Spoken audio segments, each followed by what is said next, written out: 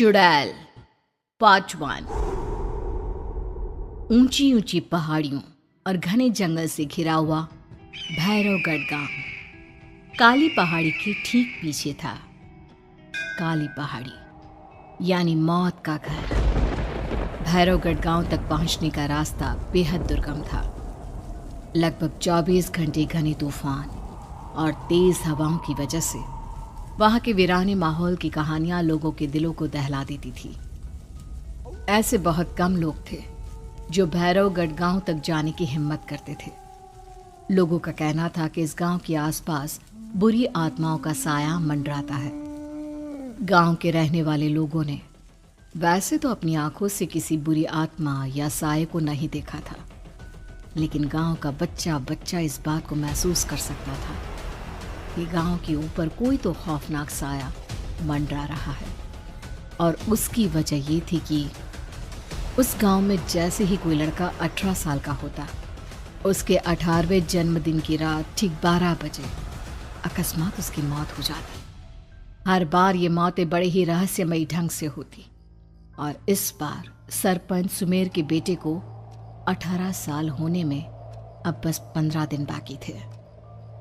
अजी सुनते हैं, हमारा बेटा भी कुछ दिन बाद 18 साल का हो जाएगा। कहीं वो डायन उसे भी खा गई तो। कैसी बातें कर रही हो? जब वो इस गांव में ही नहीं है तो कोई भी डायन या बुरा साया उसका कैसे कुछ बिगाड़ सकता है?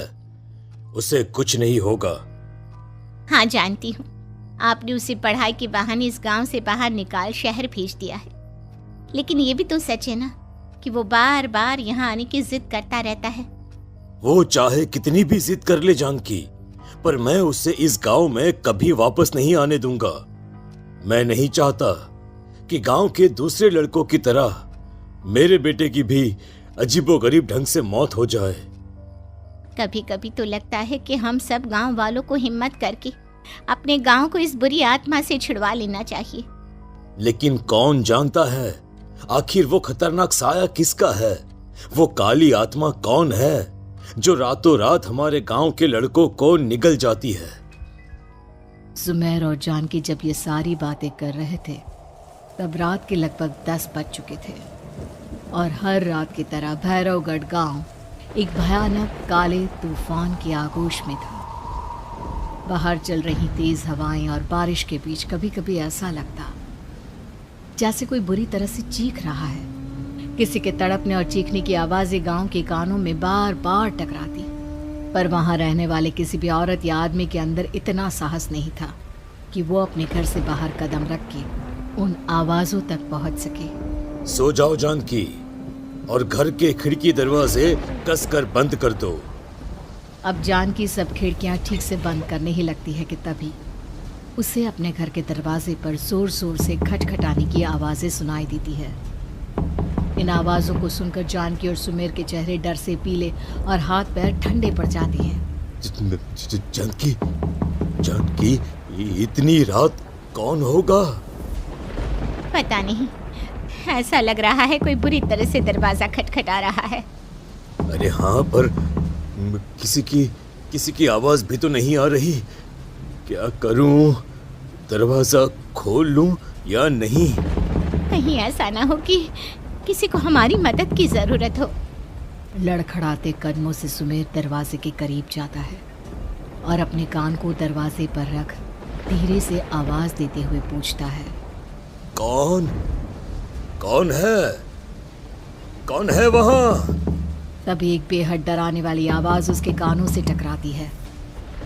दरवाजा खोलो, दरवाजा खोलो, वरना आज की रात इस गांव में कोई जिंदा नहीं बचेगा।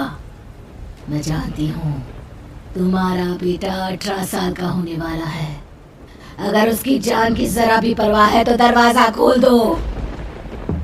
इस आवाज को सुनते ही सुमेर घबराकर पीछे हट जाता है और जानकी को पूरी बात बताता है। कहीं वो डायन हमारे घर तक तो नहीं पहुंच गई? अब हम क्या करेंगे? मुझे दरवाजा खोलना ही होगा जानकी। मेरे पास अब कोई रास्ता नहीं है। इतना कहकर सुमेर डर से अपनी दोनों आंखें कसकर बंद करता है और कांपते हाथों के साथ झटके से दरवाजा खोल देता है। तभी किसी के जोर से हंसने की आवाज सुमेर और जानकी को सुनाई देती है। उस आवाज को सुन दोनों दरवाजे की तरफ देखते हैं और सामने अपने बेटे राहुल को खड़ा देख दंग रह जाते हैं। राहुल के हाथ में उसका मोबाइल होता है जिसमें से वो आवाज बज रही थी। ये क्या मजाक है? और तू यहाँ, तुझे मना किया था ना गांव में आने को, समझ में नहीं आता क्या? 18 साल का होने वाला है तू। माँ, आप लोग भी पता नहीं किन अंधविश्वास भरी बातों पर भरोसा करते हैं। क्या मैं अपने घर नहीं आ सकता? आप लोगों से नहीं मिल सकता? देख बेटा, हमने तुझे किसी वजह से ही इस गांव से दूर रखा था और यहां आकर तूने अच्छा नहीं किया। चल चल चल, मैं तुझे अभी के अभी वापस शहर छोड़कर आता हूं। ओफो पापा, आप बेकार की बातों से परेशान हो रहे हैं। बाहर इतना तेज अंधड़ तूफान चल रहा है, कहीं जाने की जरूरत नहीं है। मैं बस आप लोगों से मिलने आया हूं, कुछ दिन रहकर चला जाऊंगा। दिमाग खराब हो गया है इस लड़के का, नहीं जानता कि इस गांव में ये सुरक्षित नहीं है। किसने कहा था तुझे यहाँ आने को? ये आवाजें सुन, बाहर से जो आवाजें आ रही है तुझे सुनाई नहीं देती क्या? अरे माँ, जब जोर से तूफान चलता है, तेज हवाएं चलती हैं, तो इसी तरह की आवाजें आती हैं। ये बहुत नॉर्मल है माँ। नॉर्मल होगी तेरे लिए बेटा।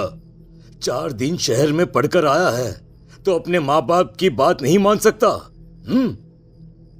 माँ, मुझे अभी बहुत जोरों से भूख लगी है, पहले कुछ खिला दो, और रात भी बहुत हो गई है। हम इस बारे में कल बात करते हैं, ठीक है? राहुल के वापस आ जाने से जानकी और सुमेर की आंखों की नींद उड़ गई थी। खाना खाने के बाद राहुल तो अपने बिस्तर पर जाकर सो गया, लेकिन जानकी और सुमेर पूरी रात उसके कमरे के बाहर पहरेदारी करते रहे। उन्हें पल पल इसी बात का डर था कि कहीं उनके बेटे को कुछ हो ना जाए। रात बीतती है, सुबह का सूरज निकलता है। अब जैसे ही वो राहुल को नींद से जागते देखते हैं तो उन दोनों के दिल को सुकून मिलता है। अरे माँ, पापा, आप अभी तक यहीं बैठे हैं? क्या पूरी रात सोए नहीं? जिनकी जवान बेटी की जान को खतरा हो, उन माँ बाप को नींद नहीं आती बेटा। अब तो वापस शहर चला जा। देखो माँ, मैं किसी जरूरी काम से इस गांव में आया हूं, और वो काम पूरा होने के बाद मैं खुद यहां से चला जाऊंगा। काम? गांव में तेरा क्या काम है? पापा, मैं बचपन से ही इस गांव के बारे में बेहद डरावने किस्से सुनते आया हूं, इसीलिए अब मैं उन्हीं किस्सों के ऊपर डॉक्यूमेंट्री फिल्म बनाऊंगा। रिसर्च करना चाहता हूं कि आखिर सच्चाई है क्या। हे भगवान, लो जी, सुन लिया, और भेजो इसे पढ़ने के लिए शहर। मैंने आपसे पहले ही कहा था, मेरी बहन के पास दूसरे गांव भेज दो। ना ये शहर जाता और ना उल जुलूल की बात इसके दिमाग में आती। जानकी और सुमेर राहुल को समझाने की बहुत कोशिश करते हैं, पर वो किसी की बात नहीं सुनता और अपना कैमरा लेकर गांव की पास वाली काली पहाड़ी की तरफ निकल जाता है। अब राहुल जैसे ही काली पहाड़ी पर पहुंचता है, उसकी नजर पहाड़ी के ठीक बीचों बीच बनी एक पुरानी झोपड़ी पर पड़ती है। यहाँ भी कोई रहता है क्या? ये इंटरेस्टिंग होगा। राहुल की आवाज पहाड़ों से टकराकर उसके कानों में सुनाई दे रही थी।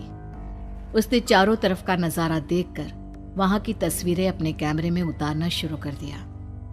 तभी अचानक राहुल ने अपने कैमरे में खींची हुई तस्वीर को जूम करके देखा, और उसमें उसे जो नजर आया वो देखकर राहुल के होश उड़ गए।